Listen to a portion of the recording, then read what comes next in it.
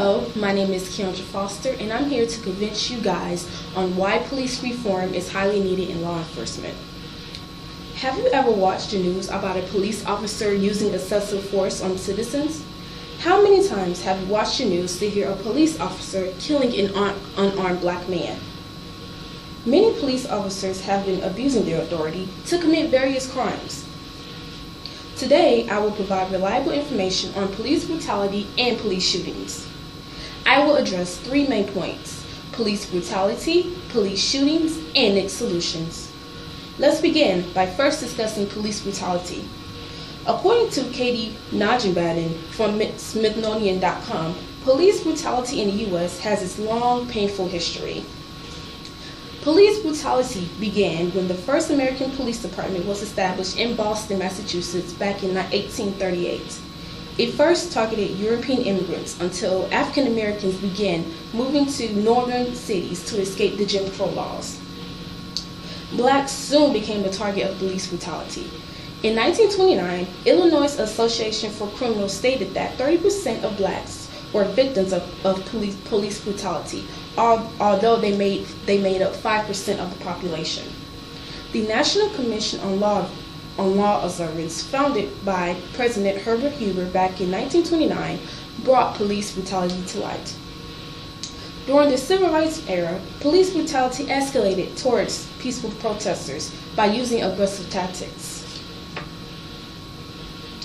According to instructor Vericia Miller from Study.com, police used excessive force towards blacks during the Civil Rights era because they thought blacks were aggressive.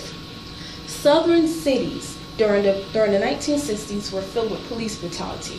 It was condoned by civil and political leaders. According to Vericia Miller, police brutality also sparked racial riots.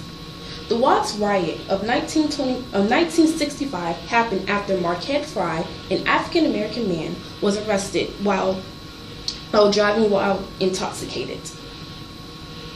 As a result, 34 people died, 1,000 people were injured, and $40 million of property were damaged.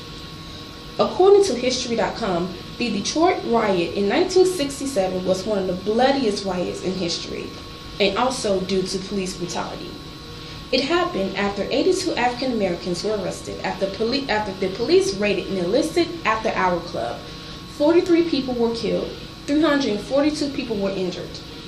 According to Jeff Wallenfeld from Encyclopedia Britannica, the Los Angeles riot of 1992 is another riot sparked by police brutality. This happened after 4 white police officers were acquitted in the beating of Rodney King, a black motorist. So, as a result, 50 people were killed, more than 2,000 people were injured, and thousands of arrests were made. Statistics show that there were many cases of police brutality. According to 7words.com, black people are most likely to be killed by police.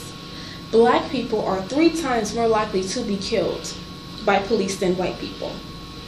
30% of black victims were unarmed in 2015, compared to 19% of white victims. According to the societypages.org, in 2017, 8.76% of blacks were killed by police in the U.S. than whites and Hispanics. According to Jasmine L. Lee in Hayom Park from the New York Times, over the past 3 years, blacks were killed by the police or died in police brutality. Police custody has risen. In 2016, Officer Betty Jo Shelby shot and killed Terrence Crutcher, an unarmed black man. Shelby claimed that Terrence was reaching for his gun. Shelby pleaded not guilty. In 2016, Philando Castile was shot and killed by Officer Geronimo Yanez. Yanez claimed that Castile was reaching for a gun. He also pleaded not guilty.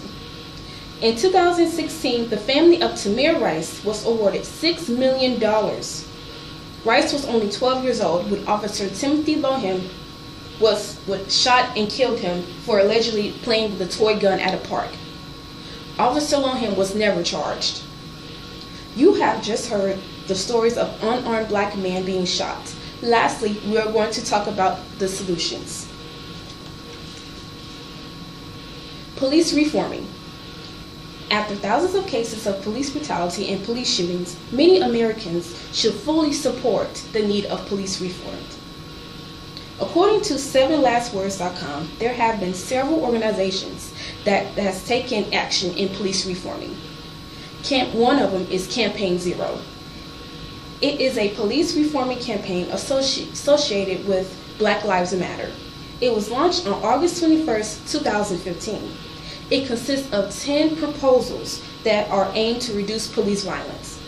According to policeforums.org, the Police Executive Research Forum believe that police officers themselves are not at fault.